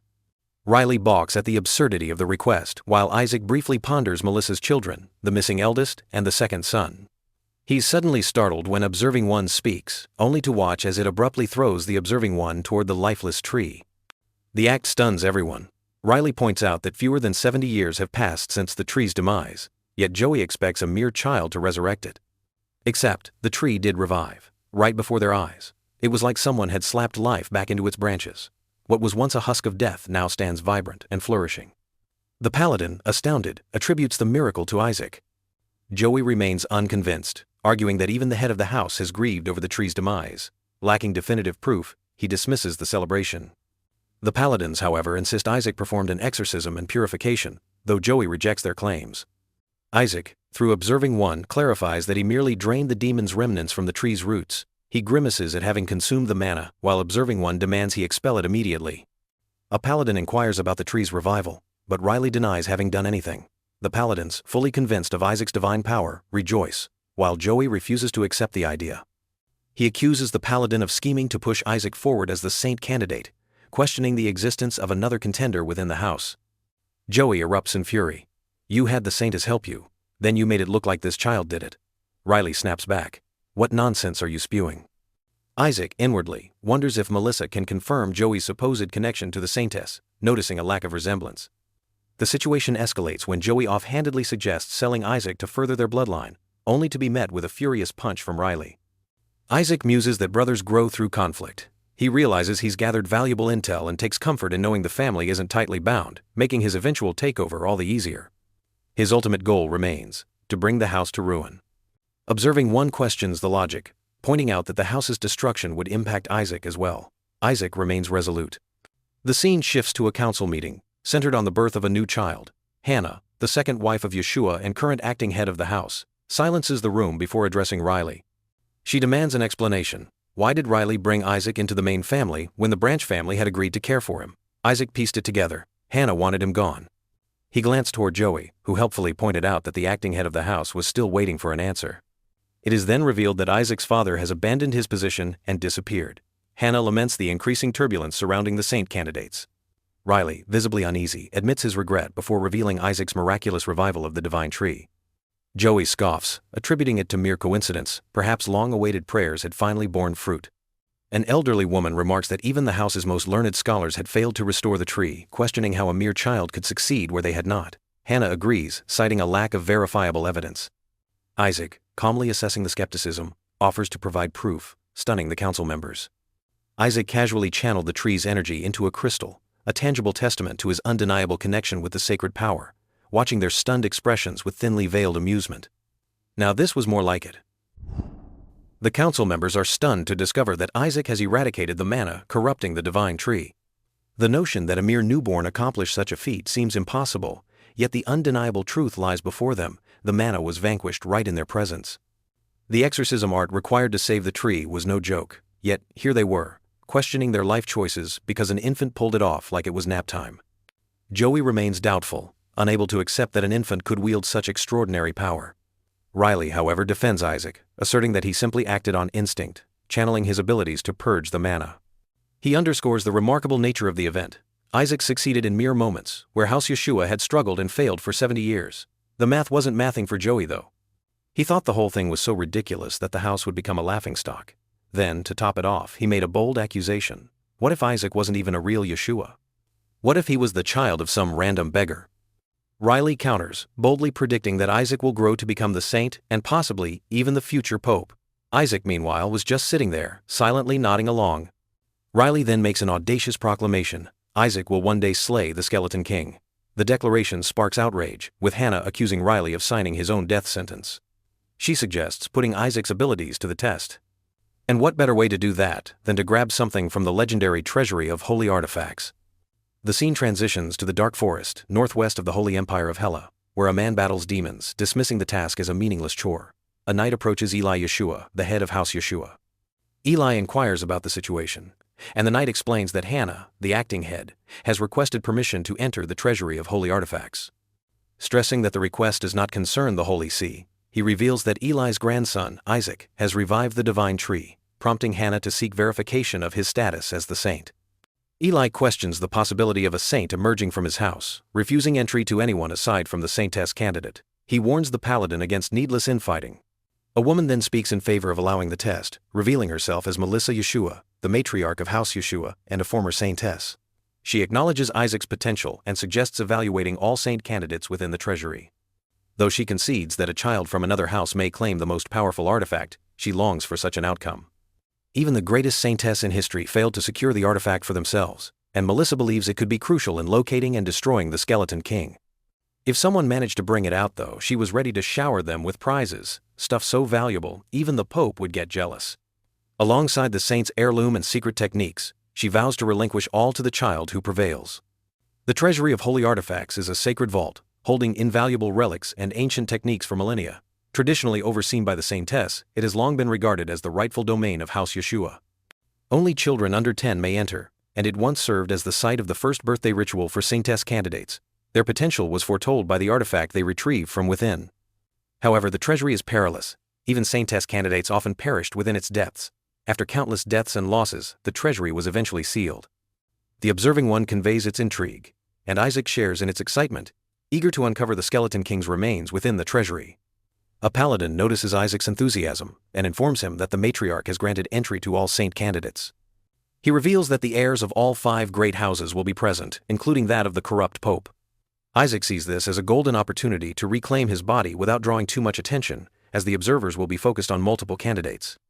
Riley warned Isaac about the dangers. The treasury had captured demons guarding it, leftovers from the war. Isaac dismissed the warning entirely, reasoning that any demons held captive must be weak. He declares that even rank 8 demons would pose little challenge. Their shock is palpable when they discover that a rank 8 demon and a rank 9 dragon reside within. Isaac and the observing one are alarmed. Why would a dragon be stationed at a site meant for a newborn's first ritual? The observing one reminds Isaac that his knowledge of dragons should aid him, yet Isaac is overwhelmed with dread. He had been scamming dragons for years. If the treasury was filled with them, odds were good that they were the exact dragons he had tricked. Probably 70 of them. The observing one pieces it together. These are dragons Isaac had swindled in the past. Isaac realized there was only one way out of this mess. He would sneak into the annex and steal all of House Yeshua's war spoils. If he wanted to survive the rank 8 demons and the angry rank 9 dragon, he needed mana cores. Lots of them. All of them. He was going full heist mode. The scene unfolds within the grand, opulent annex of House Yeshua, where Isaac sits on the floor, engrossed in Book of Holy Arts, 10 Ways to Take Apart the Skeleton King. The observing one leans over, concern painted on his face, remarking that Isaac looks on the verge of being exorcised. Isaac laments his struggle, convinced that mastering holy power first will allow him to wield holy arts with ease. The observing one cheekily suggests using mind control to force a lesson out of them, but Isaac quickly dismisses anything that might get him labeled as a demon or destroy the Yeshua family's reputation. Theory alone is proving to be painfully ineffective, and frustration mounts. Riley enters to fetch Isaac, commenting on his exhausted state. Isaac grumbles about needing more sleep at his age, while a nearby paladin picks up his book. Without hesitation, Riley applies a recovery holy art on Isaac, much to his delight. Feeling energized, Isaac eagerly asks Riley to demonstrate some attack arts next, only to be interrupted by the observing one, who reminds him that they need to head to the other building. Feigning sleep, Isaac fools the adults, who marvel at how quickly he drifts off. As they depart, the observing one remarks on Isaac's exceptional family, while Isaac mourns the loss of his totem. Riley advises the paladin to store the artifact somewhere secure, acknowledging that it's Isaac's first creation. Frustrated, Isaac complains about the hassle of reviving it. But Riley is more concerned with finding the perfect place to display it. Determined to extract its mana core dry, Isaac prepares to leave the annex with the observing one, who warns him they won't reach their destination until the next day if he insists on crawling. Isaac devises a plan, instructing the observing one to open the door, only to find that Uncle Riley has sealed it with a holy art. Frustrated, Isaac considers breaking through, but the observing one warns that such a move would be mistaken for an attack, causing immediate chaos. Isaac hesitates to use magic, unwilling to lose control, and struggles to find a way out. Before Isaac can settle on an escape strategy, the door unexpectedly opens. Standing there is Shuri, the son of Joey and a saint candidate of the Yeshua family. At 15 years old, Shuri is both shocked and horrified to see that his supposed rival is a baby who can't even walk. The observing one, equally surprised, notes that Isaac looks injured. Shuri, fueled by arrogance, refuses to believe that Isaac could have possibly created a totem, something even he himself has failed to accomplish. To assert dominance, he presents a glowing artifact and proclaims himself the future saint. Without warning, he launches a holy mana attack at Isaac, but Isaac effortlessly deflects it, shocking Shuri. In retaliation, Isaac playfully smacks Shuri with a toy, provoking outrage. Shuri accuses him of channeling holy power for aggression, but Isaac counters swiftly, knocking him to the ground. The observing one praises Isaac's precision, and Isaac promptly commands Shuri to become his steed. Still determined to prove his superiority, Shuri prepares a rank 3 holy defense art, boasting that he alone can use it at his age. He follows up with Holy Light, a rank 3 holy attack, but Isaac absorbs it effortlessly, sarcastically thanking Shuri for the meal. Shuri stares in disbelief at Isaac's formidable holy defense. Isaac explains that he absorbed the attack purely because Riley never bothered to teach him how to wield it. Another strike lands on Shuri, prompting the observing one to question whether it's truly acceptable to harm a direct family member. Isaac brushes off the concern, arguing that none of the attacks actually hit him anyway. He advises Shuri to quit startling him if he can't land a proper hit. Determined to prove himself, Shuri refuses to back down, convinced that Isaac cannot best a saint candidate in holy arts. However, his resolve crumbles when the Shadow Lich intervenes, demanding an explanation for Shuri's reckless actions. Shuri shrinks under its gaze, trembling, and in an instant, all of his arrogance evaporates. Meanwhile, Isaac, thoroughly amused by the entire ordeal, decides he's wasted enough time. He turns to Shuri, fully expecting him to serve as his personal transportation. After all, it's only fair. Shuri, a determined young boy, boldly proclaims himself destined for a saint, convinced that destiny had grand plans for him, dreaming of escaping his household curse to one day become the Pope. However, his ambitions quickly take a back seat as he finds himself unwillingly carrying a tyrant baby Isaac, a baby with more authority than any infant should have. Isaac's commands are non-negotiable, and Shuri, with no way out, trudges forward with Isaac on his back. His misery deepened when he caught sight of the Shadow Lich lingering ominously in the distance. Its form swayed unnaturally, its gaze piercing, its presence screaming of imminent doom. Survival remains his priority, and he silently wishes for someone to intervene. Their journey takes them to the garden annex, where Isaac directs Shuri left, then further left, leaving him confused as to their destination at such a late hour. Soon, he realizes their arrival at the Yeshua Mansion's infamous second annex, the haunted house. Dread washes over him. Entry into this forbidden place has been strictly prohibited due to the countless deaths that have occurred within its walls. Entry is forbidden, yet here they are, practically knocking on the door.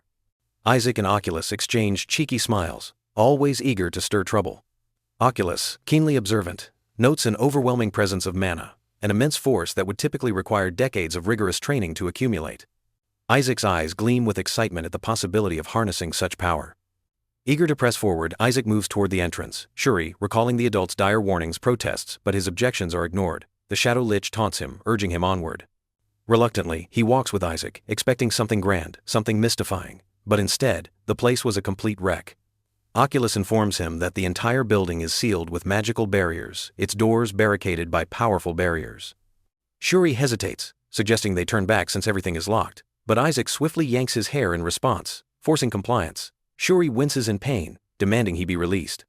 Isaac examines the portraits of the past patriarch heads, leading Shuri to suspect his true ambition to claim the patriarch's position for himself. Defiantly, Shuri declares that he will take that title instead. Without hesitation, Isaac shatters the ancestral portraits, sending Shuri into a panic. Shuri watches in horror as Isaac shatters them, one by one. He angrily berates Isaac for desecrating their ancestors' images, while Isaac merely questions why the barrier spell was tied to the paintings in the first place. The portraits were the key, and now, the door stands unguarded. Oculus confirms the spell has been broken, and Isaac celebrates his success. Isaac wasted no time, leaping off Shuri's back and landing in a perfect roll toward a mysterious door. Shuri, dazed, called after him, demanding to know where he was going after wreaking havoc on the portraits. As he opens it, a glimmering collection of mana cores is revealed, leaving him in awe. Dismissing Shuri's irritation, he arrogantly claims that someone as young as him wouldn't understand. Unease grips Shuri as Isaac seals the door behind him, effectively locking him out. Isaac eagerly scans the room and, upon discovering what he's been searching for, triumphantly declares it a jackpot. He quickly settles down and begins extracting the mana cores. Meanwhile, Shuri pounds on the door in frustration, demanding he leave and threatening to report him to the elders. Suddenly, elders, paladins, and Riley arrive, demanding an explanation for Shuri's presence in the annex. What madness had possessed him to enter a forbidden place? Shuri, relieved, attempts to explain that Isaac is to blame, but an elderly woman cuts him off. She reprimands him, pointing out that entry had been explicitly forbidden and accusing him of endangering Isaac. Multiple witnesses had seen him carrying Isaac on his back, and traces of holy attack arts had been detected. She demands to know if Shuri is responsible for the disturbances. Shuri scrambles to defend himself. He hurriedly argues that everything transpiring as Isaac is a true menace. He admits to carrying him and using some holy attack arts, but that didn't mean he was responsible for the utter chaos unfolding around them. Riley, looking deeply disappointed, tells Shuri that he has gone too far and should never have tormented Isaac in this way. He demands to know where Isaac is locked. Shuri insists Isaac locked himself inside, but when they hear banging from within, their concern grows. Riley pushes open the creaking door, revealing Isaac, tears streaming down his tiny face. Relief washes over the elders. They glance at Isaac, who appears terrified, yet the room itself remains seemingly untouched. Riley cradles the teary-eyed Isaac, reassuring him that he's safe, while admonishing Shuri, telling him he should be ashamed. Shuri, desperate, tearfully, insists that's not the truth. He tried to explain, but no one was listening. Then, in an unsettling turn, Isaac looks up at Shuri, flashing a sinister grin. He thanks him for a delightful meal, sending a chill down Shuri's spine. Isaac reveals that he has absorbed an astronomical amount of mana, far more than anticipated. In mere moments, he has gained the power that would have required 100 years of training to acquire. The overwhelming energy coursing through Isaac signals the completion of his grand scheme. With a malicious laugh, he prepares to put his newfound strength into action. Meanwhile, Riley, utterly oblivious, continued comforting Isaac, completely misunderstanding the situation, believing Isaac to be genuinely frightened. Sunlight cascades over the grand, opulent mansion, illuminating its lavish halls. Within, Isaac sits cross-legged on the floor, deeply engrossed in a massive book, while Oculus hovers nearby in silent observation. Riley enters as he introduces Ashley, a devoted paladin of Yeshua, who has been assigned to care for Isaac. Without hesitation, Ashley kneels before him, pledging her unwavering loyalty until her final breath. Isaac, still reeling from recent events, can't shake the feeling that unseen eyes are watching him, perhaps due to the incident at the annex. He shifts his gaze to Ashley and dismisses her brusquely, calling her duh, and making it clear that he has no need for her assistance. His abrupt rejection leaves Ashley flustered and Riley quietly concerned. They had misread Isaac's intentions. Instead of retreating, Ashley seeks approval from Riley. Her face goes red, perhaps from embarrassment, perhaps from an inexplicable desire to pinch his cheeks. Isaac watches the strange exchange and wonders how so many unhinged people ended up in one family. Riley, his voice warm, offers Isaac a gift from his uncle, a ring. Oculus scoffs, questioning if Riley had salvaged it from a trash heap. With biting sarcasm, he speculates that Yeshua's fortunes must be dwindling if this was considered a suitable offering for Isaac. Yet Ashley's reaction is starkly different. Her eyes widen in shock as she immediately recognizes the artifact. It is the Saintess treasure. Riley explains that the council had entrusted him with the ring, intending it for Isaac. Studying the relic, Isaac realizes its significance. It is the very ring the Saintess wielded against him, an elder ring imbued with a fragment of divine power. Currently, Isaac can tap into it only once or twice before exhausting its energy, but that isn't a problem. A sly smile crosses his lips. He has a solution for that, and it's going to be fun. Beyond the mansion's walls, Joey lurks in the shadows, radiating fury, his face contorted with barely contained rage.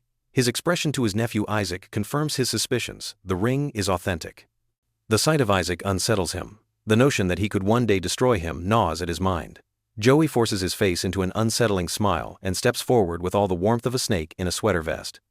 He approaches Isaac with exaggerated fondness, asking if he's adjusted to the house. Isaac meets Joey's gaze with cold disdain, his disgust unmistakable.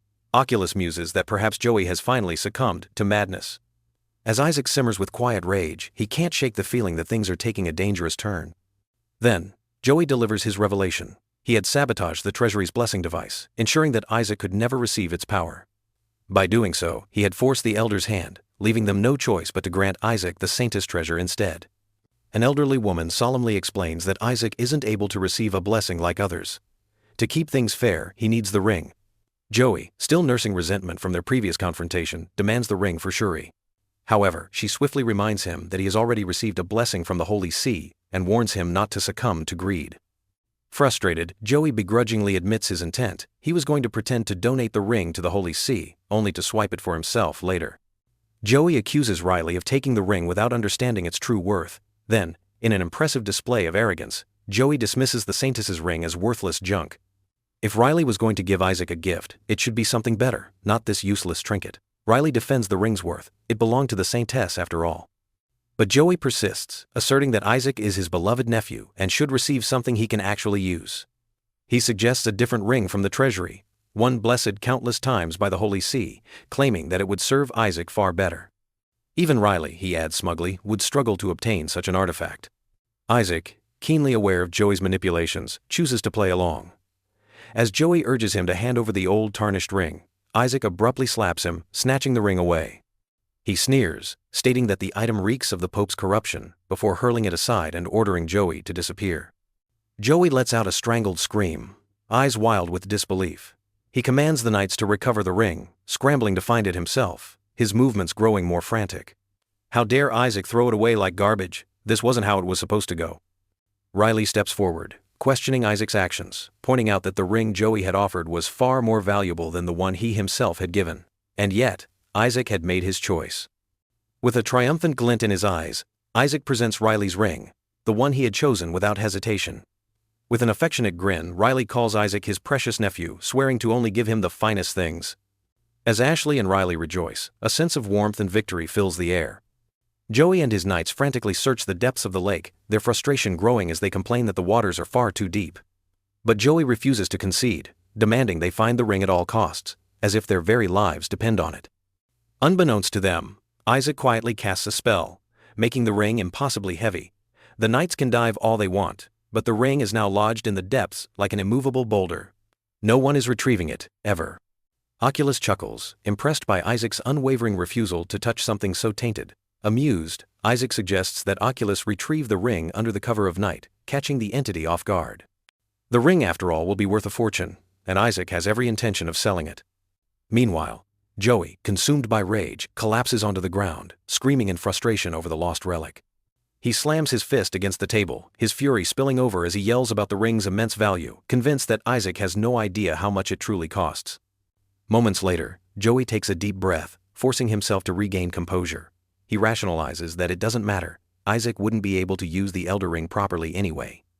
With a smug expression, he declares that activating the ring requires absorbing the holy power of 20 people. and, by his estimation, there will barely be half that number attending Isaac's first birthday.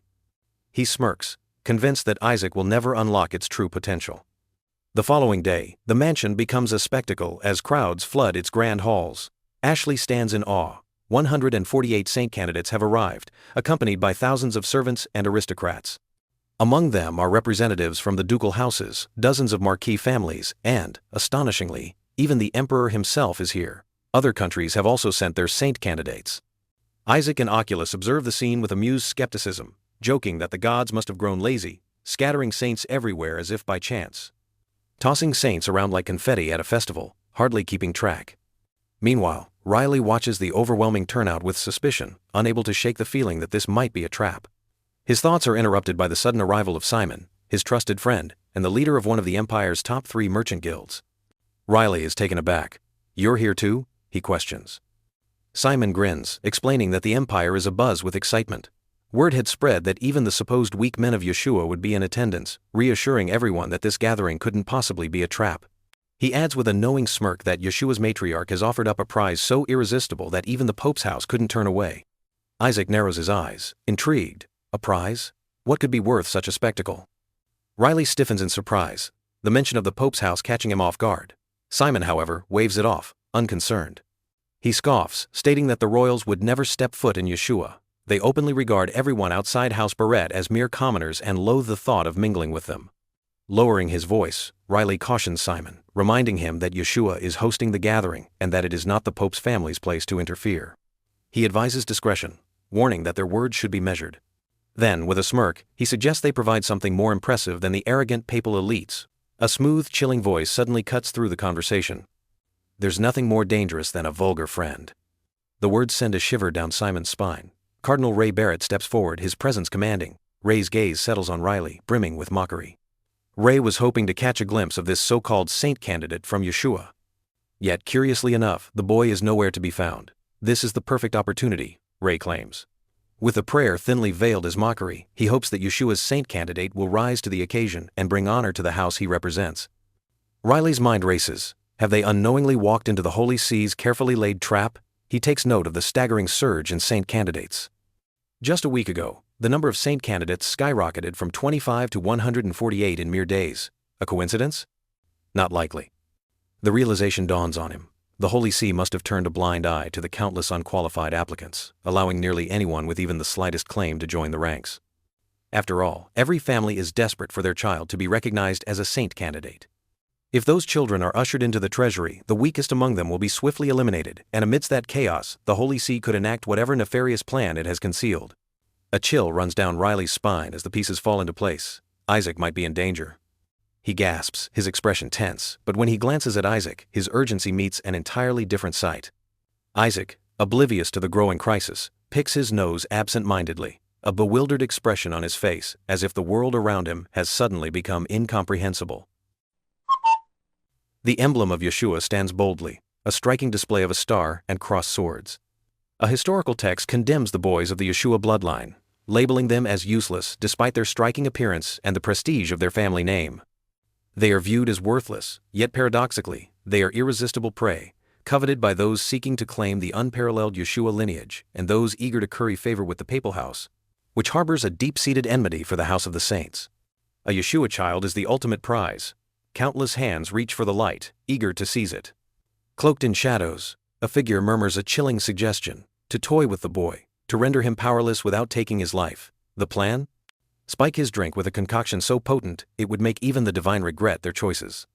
Holy poison, a name designed more for branding than actual efficacy, was supposed to render him a pitiful laughingstock, proof that no Yeshua boy could ever hope to rise above their infamous reputation, proving to all that a Yeshua child can never ascend to sainthood. Unfortunately, Isaac was either immune or oblivious. The world watches as Isaac lifts the tainted cup to his lips. He drinks, unknowing, remarking on its pleasant taste. He drinks again. A hush falls over the other children. Fear grips them as they count. How many times has Isaac drank from the poisoned water? Isaac demands more, asserting that the poison in the drink is too weak to harm him. His unsettling behavior drives the other children to tears, their fear spreading like wildfire. Some plead to go home, while others whisper that Isaac is terrifying. Meanwhile, the conspirators begin to doubt themselves. Did they mix up the bottles? The drink was only supposed to give Isaac diarrhea, not provoke this bizarre defiance. Uncertain, they decide to press on and let events unfold. Shuri watches in growing confusion, unable to comprehend Isaac's reckless drinking. Embarrassment grips him. How could a candidate for saint fail to recognize tainted water? Furious, he steps forward, grabs a bottle, and commands Isaac to stop. His voice is sharp as he questions whether Isaac is possessed. Then, in a last effort to intervene, Shuri offers him a different bottle, assuring him it contains no poison. But Isaac doesn't waver. With cold precision, he hurls the untainted bottle at Shuri's face. He doesn't want clean water. He demands the one that is poisoned. Isaac sprawls on the floor, clutching at the pants of another saint, attempting to get a poisoned drink. The saint declares that his beverage is a holy poison. Isaac freezes for a moment, then his eyes light up with excitement. A girl rushes forward, desperate to stop him. She warns that drinking it could kill him, but Isaac remains unfazed. He demands the holy poison, his obsession unwavering. In a sudden burst, he lunges for the bottles, determined to take them for himself. The children murmur among themselves, their voices tinged with awe and speculation. Was this a miracle? His immunity to poison was unnatural. Some speculated that if one trained their holy powers enough, they could develop a natural ability to filter out toxins. Maybe Isaac had reached that level. Or maybe he was just utterly insane. One child nervously suggested that Isaac wasn't drinking poison for fun, perhaps he was testing it, making sure it wasn't dangerous for others. Shuri stands amid the chaos, his thoughts muddled, his understanding slipping. He watches the swirling conversation unfold and can only wonder, what in the world are they talking about? Suddenly, another child appears and asks whether Isaac is sacrificing himself. Shuri is stunned to see Kian here, Kian Barrett, the direct grandson of the Papal House. His presence shocks the others, as none of them expected the Papal House to participate. Confusion spreads as they question why someone of his lineage would be in the saint's treasury. As the realization dawns that Kian is the likely victor, it is revealed that he has already been chosen internally to become the saint. It is noted that every pope throughout history has had dirty brown hair, leading them to wonder whether the Barrett family could produce a pure hair color like Kian's. However, the fact that the Papal House is present in the saint's treasury is not surprising. After all, as the head of all clergymen, the Pope holds dominion over the treasury. That is precisely why Kian is here. Kian moves like a ruler surveying his kingdom. He boldly declares that he has come to claim what rightfully belongs to him, as if this were a family heirloom passed down through generations. Isaac, observing Kian's immense presence, remarks on his monstrous nature. He notes that even by holy power alone, Kian has already surpassed bishops, and muses that this is why Kian holds the title of saint candidate. Meanwhile, the others are chastised for attempting to discredit the host, their actions deemed substandard. He questions their motives. What could they possibly gain from tormenting a young child like him? As Kian approaches Isaac, he scoffs at the idea that a mere child could control his poison immunity. He speculates that the power of the saints must be protecting Isaac, shielding him with divine protection. Isaac, unimpressed, muses that foolishness must run in Kian's family. Kian proceeds to heal Isaac, who simply stares at him, leaving everyone astonished. They begin to wonder, could Kian already have the ability to cure poison? They also take note of the sheer magnitude of his holy power, estimating it to be at least rank 5. If Kian wanted to turn heads, it's working. Isaac quickly realizes Kian's true intention. He wants to use him as a display of strength. It's a clever strategy, but Isaac suddenly retaliates, striking Kian and causing his holy power to vanish. The abrupt disruption leaves Kian stunned. He struggles to comprehend what just happened, the undeniable truth settling in. Isaac is stronger than him. Unwilling to accept it, Kian angrily hurls an insult, calling Isaac a Yeshua trash. Isaac, unfazed, mocks Kian in return. Isaac attempts to strike Kian with a bottle, only for Shuri to intervene, firmly warning him against it. The others watch in amazement. Shuri, stepping in to protect Isaac, is a surprise. Some whisper, why did Isaac attack Kian, who was literally curing him? Does he really think he can take on the Papal House? Others wonder if Shuri actually has what it takes to keep Isaac safe. Shuri, meanwhile, knows one thing for sure. If he hadn't stepped in, somebody would have been leaving with a bottle-shaped dent in their skull. Kian waves off the whole situation with an exaggerated air of generosity, claiming it's all fine. Isaac is just a baby, probably startled. He turns to leave, taunting the Yeshua children to gather whatever pathetic little trinkets they can in a desperate attempt to salvage their family's dignity. His mockery lingers in the air as he walks away. Shuri lifts Isaac into his arms, but Isaac's face is an angry storm cloud. If looks could set things on fire, Kian would be a pile of ashes. Before departing, Kian declares that the greatest treasure within the treasury belongs to him alone. He sneers, adding that Yeshua will never lay a finger on the body of the Skeleton King. Shuri's irritation is clear, but Isaac is absolutely livid. His anger ignites as he demands to know what Kian meant. What did he say about the Skeleton King's body? His fury mounts, and he shakes Shuri, demanding an answer. Shuri sighs, and explains that the matriarch decreed whoever brings back the Skeleton King's body will be granted a special technique. Isaac freezes. Melissa's name was mentioned. His imagination does its worst. He sees it, clear as day. The Skeleton King's remains, neatly tied up with a bright red ribbon, paraded around as some ridiculous prize.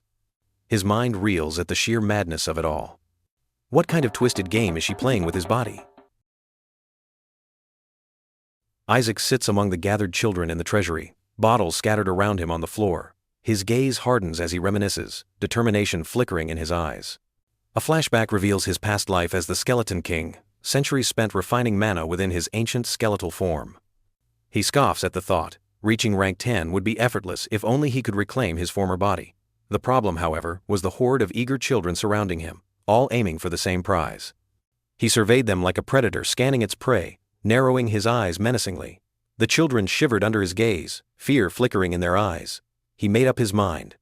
If anyone got in his way, he would take them down without a second thought. Ken, the unfortunate adult in charge, stepped forward to address the group, his voice firm as he announces their imminent departure and urges them to listen carefully. The treasury was a sacred place, once home to the previous saintess during her training. This should have been inspiring, but to Isaac, it was the start of an agonizingly long monologue. Isaac barely stifles a sigh. A history lesson? Just great. This will take forever.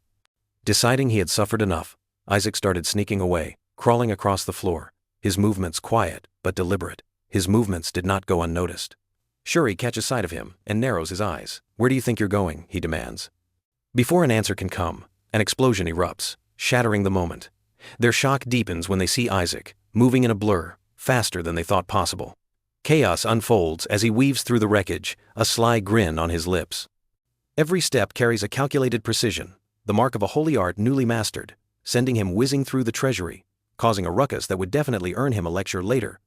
If anyone could catch him first. Ken frantically calls out to Isaac, urging him to stop. The treasury is off limits, and traps are set to spring at every turn. His warnings grow more desperate, repeated again and again, but Isaac presses forward. The other children, gripped by fear, scramble to escape. Meanwhile, in the grand ballroom of the Yeshua mansion, Riley and Ashley exchange worried glances, hoping Isaac is safe. Suddenly, a man speaks up. They have a direct link to the treasury through a magical communication device. The person using it relays live updates, watching through his summon, which trails the child in third place. He announces that the first chamber's door has been opened and the candidates are making their way inside. Riley reacts with shock. It's happening so soon. The reports continue. Amon is in third place, a revelation that fills his father with excitement. Then, Shuri claims second, prompting Joey to beam with pride over his son's performance. Finally, the announcer pauses. Something unexpected. He stammers, confused. First place is Isaac. Riley and Ashley are stunned as the scene unfolds. Isaac, against all odds, moving swiftly through the treasury, leaving everyone in disbelief. The parents of the other candidates clutch their pearls. Somewhere in the treasury, Isaac probably had no idea he was causing this much of a scene.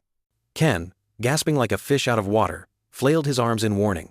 Going any further would only make things worse. Ken desperately calls out to Isaac, warning him that pressing forward will only trigger more traps. His warnings become more frantic, but before he can say more, a sudden jolt of electricity courses through him. He's caught. Shuri watches, his face filled with worry. The other kids erupted into chaos, running in random directions, yelling for their moms, bumping into walls, stepping on each other's toes, and generally making things worse. Shuri, shaken, yells at Isaac, demanding to know why he insists on pushing deeper, why he's making an already grueling trial even worse by setting off anti-intruder traps. His frustration is unmistakable. Isaac reaches the gate to the second chamber, but instead of taking the expected route, he veers into a side path, activating a fresh wave of traps. Shuri, wide-eyed and frantic, flailed as if sheer panic could stop him from making things worse, warning Isaac that he's gone the wrong way. Then, Oculus speaks up, offering unexpected praise. Thanks to the mana cores Isaac absorbed in the annex, his rank has increased. Energized, Isaac urges Oculus to work even harder. Oculus lets out a frustrated curse, but Isaac remains focused. He gives a command. Oculus must grab Shuri. Without hesitation, Oculus takes off, soaring toward him. A child gasps in surprise. He hadn't expected the trials to be this difficult. Another child nods knowingly, remarking that this is why the saintesses are so powerful.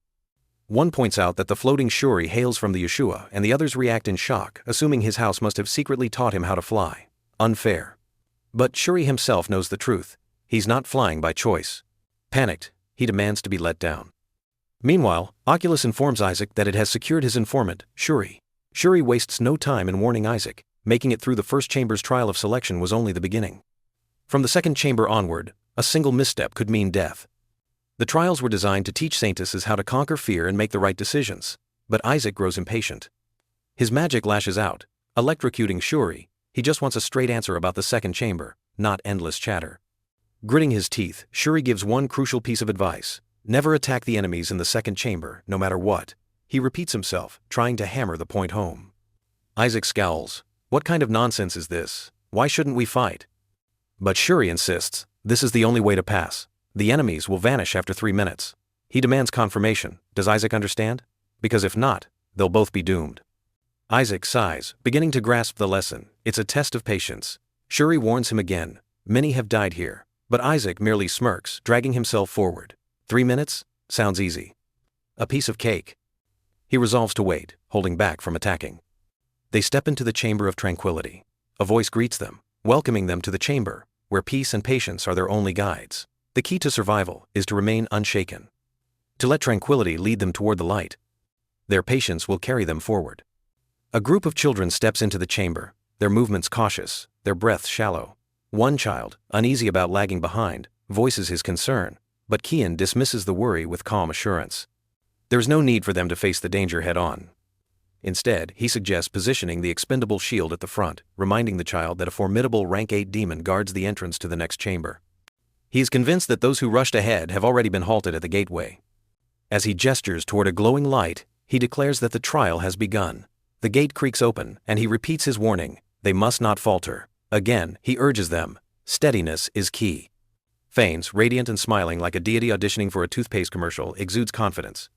His voice carries a promise and a warning. Patience will lead them to the light. Without it, they will perish, straight into doom. Suddenly, Isaac strikes Fanes with an insta-kill attack, catching Shuri completely off guard. The fact that Isaac waited 3 minutes means nothing to Shuri. His frustration boils over, and he shouts at Isaac. Isaac, equally fired up, demands to know how he was supposed to hold back when they were forced to stare at the divine entity's offensively bad face. Oculus, unfazed, dryly notes that Isaac lasted 3 seconds longer than anticipated. The gatekeeper wastes no time declaring their utter failure. Patience, the one thing they lacked, was now the ticket to their doom. Divine punishment awaits. The sound of a massive golem stomping forward shakes the ground, rattling their nerves. Its roar is the kind that sends grown warriors straight into therapy. Shuri, drenched in sweat, officially enters panic mode. This is it. Game over. They're toast. Isaac, unflinching, summons a crimson surge of magical energy, channeling his mana to strike the golem. He unleashes his full power. Shuri watches in awe and bewilderment as the attack lands, pure devastation. The golem, now with a gaping hole at its core, crumbles before them. Isaac stands there, eyes fierce, still radiating fury. Shuri, still trying to piece together what just happened, squints at him, thoughts racing. What just happened?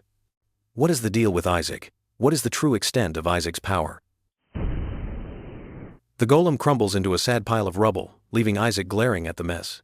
But his anger turns to shock when he realizes the creature was rank 8. Could this be some kind of joke? He soon uncovers the truth. The golem was crafted by one of his own subordinates, a member of the 14 elite demons, the most formidable among those he trained during his time as the Skeleton King. As if that wasn't bad enough, the golem's existence wasn't just some accident. This creation stems from innate magic, unique to that demon. Now, Isaac wrestles with a troubling question. Was the golem acting under House Yeshua's orders, or was its presence somehow tied to his own body being there? Determined to get answers, he makes a sudden move. He whirls around, ready to chase down the answers. Shuri, noticing his abrupt shift, demands to know where he's going.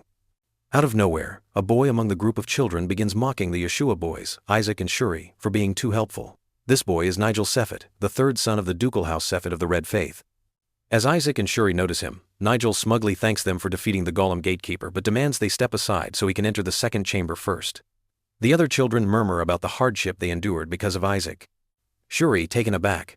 Others accuse them of intending to enter first and rigging the area with traps. Nigel, smug beyond reason, leaned into his mockery, ridiculing House Yeshua for its supposed cowardice and tossing in an accusation for good measure. Maybe Shuri was secretly working with Isaac. Shuri adamantly denies any alliance with Isaac, but Nigel isn't convinced. They all saw Isaac effortlessly avoiding the traps. Then, Nigel's eyes catch an artifact, and a realization dawns upon him. It must be connected to Isaac's ring. His companion eagerly suggests that with the ring, excited whispers spread through the group. If they had the ring, they could bypass every single trap ahead. In Shuri's mind, the conclusion was clear. It wasn't about the ring. These fools were missing the point entirely.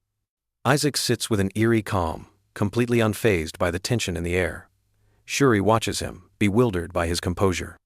How could anyone remain so still, so confident, when others were scheming to take something from him? Isaac never lets anyone steal from him without a fight, but here he is, doing nothing, just watching. There was no fear, no urgency, just quiet amusement. Nigel, however, has no patience for Isaac's demeanor. He declares that they no longer need Yeshua and orders them to stay out of the way. Without hesitation, he strides forward, filled with self-importance. The Skeleton King's corpse, a relic that not even the greatest saints and saintesses had managed to recover, belongs to House Sephet of the Red Faith. And Nigel Sephet, the fearless, the bold, would be the one to claim it. But as he walks away, fate, or rather, poor planning, intervenes. His foot lands squarely on a hidden trap. In an instant, the mechanism triggers, unleashing an explosion. The blast throws him off balance, and his triumphant declaration turns into a horrified scream. Shuri barely has time to process what just happened before the realization hits him. Isaac had led them into this on purpose. He had baited them, lured them into their own downfall with nothing but silence and patience. He had known all along. And as the chaos unfolds, Isaac finally reacts. He laughs, delighted by the spectacle. Shuri carries Isaac on his back as Oculus effortlessly floats alongside them. They arrive in the second chamber of the treasury, its countless traps already triggered. The mines had exploded, the mechanisms had jammed, and now, the floor was littered with dazed, groaning children who had clearly failed to dodge disaster. Isaac notices Nigel's sacrifice and expresses his gratitude, but he's perplexed by the unwavering loyalty of the other children. One of them confidently declares that Isaac possesses divine energy. Another chimes in, pointing out that Isaac hails from the House of Saintesses. Of course he's exceptional, which obviously explained everything. They scoff at Nigel's ignorance, dismissing the ring as nothing more than an antique.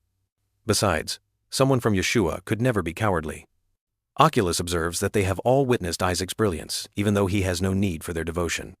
Shuri, however, urges them to flee because the true terror in this chamber wasn't the traps or the mines or the mysterious artifacts.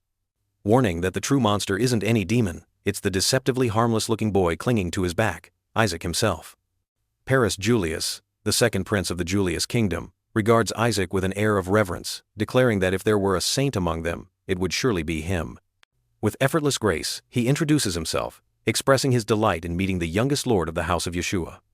The children, wide-eyed and murmuring among themselves, are startled to learn that the Julius kingdom lies to the east of Hela, and even more so that their prince carries a lot of divine blessing. Isaac, ever calculating, sees potential in the young royal. Before Isaac could entertain any plans of putting Paris to good use, Shuri calls out to him, pulling his attention toward their next challenge. As they press forward, they reach the entrance to the third chamber. The gate looms before them, its presence commanding. It speaks, announcing their arrival at the Chamber of Rumination. Isaac, Shuri, and the scattered children raise their gazes to the heavens, where two radiant angelic beings stand as gatekeepers. Their voices ring out, their divine glow unsettling, but their instructions were clear. Resounding through the chamber, they must prove their courage and determination. The children hesitate, then make their choice. Nigel is no longer their leader. Instead, they rally behind Isaac, convinced that following him is the only way to reach the next chamber unscathed. A spark of excitement spreads among them, and one voice rises above the rest, proclaiming their prize: the Skeleton King's body will be theirs. The gatekeeper declares the test to be simple: defeat them and claim their honor. Simple enough, right? Isaac, recalling Shuri's words about demonstrating courage, decides that fighting the gatekeeper is the right course of action. He is certain of his choice, eager for the challenge, and excited by the prospect of victory. Shuri, watching Isaac, is taken aback. Something is off. Isaac, in his usual reckless glory, might actually be onto something. A realization strikes: Isaac is right, and the gatekeepers are deceiving them. He reflects on their journey: the chamber of selection, where Isaac had recklessly charged ahead; the chamber of tranquility, where Isaac refused to restrain himself. Now, in the chamber of rumination, a pattern emerges. It is a clue. They must not fight the gatekeepers. They must not attack. They really must not attack. That is the true test. Isaac confidently points to a specific spot, expecting everyone to follow without question, catching Shuri off guard. Why is Isaac suddenly playing the role of a helpful guide? Why is Isaac helping them? Suspicion creeps in, but Shuri wonders if, despite being a devil, some remnant of Yeshua blood, Saintess blood, still runs through him. Perhaps, even faintly, he has inherited his virtue. Could he have misjudged Isaac? Before Shuri can dwell on the thought, Isaac lunges at the gatekeeper. Shock freezes Shuri in place. The gatekeeper, unfazed, declares his failure and retaliates with fire magic, hurling flames toward the children. Flames rain down toward the children, sending them diving, dodging, and shrieking in terror. Chaos erupts as the saints cry for help, their voices swallowed by the inferno, but the relentless attack continues. Shuri senses something is deeply wrong. Isaac, grinning wickedly, but Shuri calling him insane. Isaac watches, with eerie amusement as the chaos unfolds, revealing the truth with a gleeful smirk. It's all a deception. The figure before them is no ordinary gatekeeper, but a puppet crafted from the magic of the 14 elite demons, the Lying Doll. With chilling certainty, the doll sneers at the children, mocking them for their foolishness, taunting them for their misplaced trust. Saints should never believe so easily. Isaac's laughter echoes through the chamber, dark and delighted. He commands the Lying Doll to teach the children the harsh realities of life. Meanwhile, Shuri, gripped by frustration, can only watch as the nightmare unfolds, realizing, much too late, that whatever chance of rationality existed had officially gone up in flames. The children scattered in terror as the saint candidates combed the area, searching for the Yeshua children. With a smirk, Isaac activated a rank 6 holy art of invisibility, cloaking himself alongside Shuri and Paris, an emergency gift from his uncle. Grateful for the shared concealment, Paris received his companion's thanks before Isaac handed him a ring, ordinary in appearance, devoid of any obvious mystical traits. Confused, Paris wondered if his inexperience in battling demons had prompted Isaac to bestow the ring upon him. Still, he expressed his gratitude, vowing never to forget Isaac's generosity and promising to inform the king of his noble deed. Isaac, lounging in the shadows like a smug cat, watched the unsuspecting Paris slip the ring onto his finger. The moment it touched his skin, all the holy power Paris had carefully nurtured over the years rushed out of him, like water from a busted pipe. A scream ripped from Paris's throat, agony overwhelming him. Shuri's panicked cry followed, horror dawning in his eyes. Oculus, observing the chaos, nodded approvingly. Paris had the most holy power, making him the perfect target. Isaac, soaking up his stolen strength, didn't bother pretending to be remorseful. He simply let out the kind of laughter typically reserved for villains who are way too confident in their evil plans. Shuri, shaken and bewildered, turned to him with a single, desperate question. Where do you come from? As the children huddle together, one among them channels a sacred defense art, forming a shield against the Lying Doll, who coldly demands their submission. Another child, filled with resolve, steps forward and urges an attack. Without hesitation, they unleash a fierce blast of holy energy, but the Lying Doll remains unfazed. The energy dissipates harmlessly, and the child crumples to the ground. Confusion spreads as one of the children voices their alarm. Suddenly, a luminous ring materializes, and a saint candidate, caught in the sudden magic, plummets to the floor.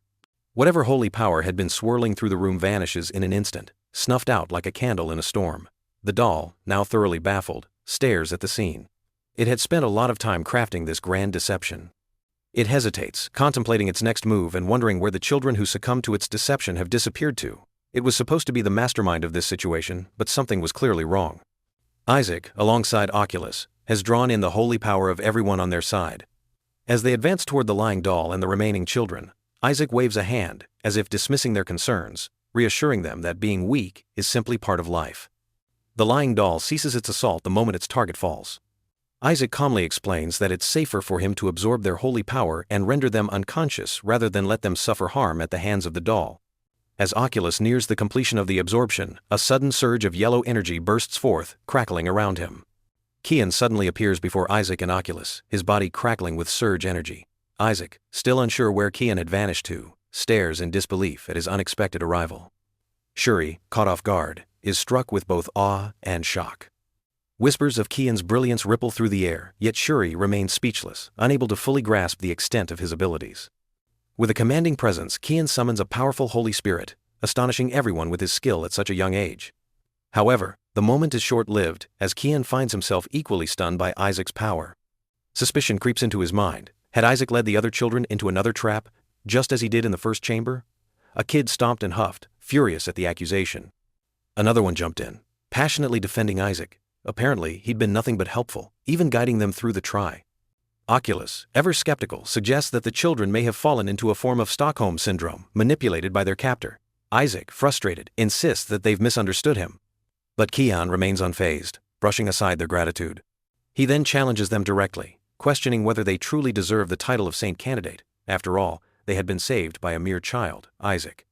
The kid pointed a finger straight at him, demanding to know what right he had to criticize Isaac when he had been lurking in the shadows, doing absolutely nothing, while the others braved the traps. With conviction, the child acknowledges that Isaac embodies the qualities of a saint candidate far more than any of them. Determined to make things right, the kids decided that once they were out, they would tell the adults everything. They would make sure everyone knew that Isaac had helped them, and that Keon's group had done, well, nothing. Reminding him that if not for Isaac and his companions, they would still be trapped. The ground trembles violently, sending a surge of energy spiraling upward. As the group gathers before the massive gate, they realize they have successfully completed the second chamber. With an air of ominous grandeur, the gatekeeper congratulated them on their achievement before presenting them with a choice. They could take their treasure now, complete the test, and go home triumphant, or they could step forward, risk everything, and face a trial to enter the third chamber. A single child stepped forward, radiating misplaced confidence. They were sure, without a doubt, they wanted to proceed. The gatekeeper, amused by their certainty, urged them to consider carefully. It repeated the options once more, this time with an extra layer of menace. While triumph in the trial grants access to the third chamber's treasure, failure will lead to certain death. The weight of those words sent a shiver through the group. A few visibly paled. Oculus, always one to notice the finer details, sensed something massive in the gatekeeper's presence, a surge of immense mana. Isaac, recognizing the presence, suspects it belongs to a dragon, one he hasn't encountered in a long time. To make matters worse, he confirmed what they all feared. Failure in the third chamber would be met with death. Yet despite the looming danger, the children remain steadfast in their resolve. They believe that obtaining the treasure will solidify their status as saints. Another saint candidate steps forward, equally determined to proceed. The gatekeeper issues one final warning, but the children refuse to waver. Just as they brace themselves, the ground shakes once more, sending panic rippling through the group as chaos erupts. They brace themselves, their trial is about to begin.